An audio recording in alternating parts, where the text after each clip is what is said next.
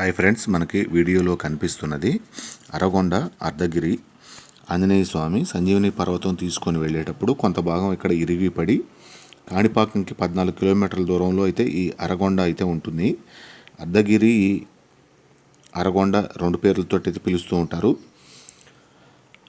కొంత భాగం ఇరిగిపడింది కాబట్టి సగం కొండ కాబట్టి అర్ధగిరి అని అరగొండ అని పిలుస్తూ ఉంటారు. ఇక్కడ లొకేషన్ అయితే చాలా బాగుంటుంది. అరగొండ ఆంజనేయ స్వామి టెంపుల్తో పాటు కొంచెం పైకి ఇంకా కొండపైకి మెట్ల మార్గంలో పైకి ఎక్కితే శివాలయము అయ్యప్ప స్వామి గుడి అయితే ఉన్నాయి.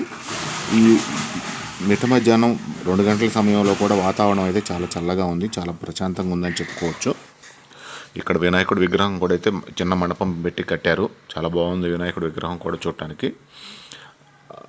వాతావరణం సన్న తుప్పరైతే పడుతుంది, చల్లటి ప్రశాంతమైన గాలి అయితే తోలుతుంది. చుట్టుపక్కల పరిసరాలు కూడా ఇంత ఎండాకాలంలో కూడా చాలా పచ్చగా అయితే ఉన్నాయి. చాలా బాగుంది వాతావరణం.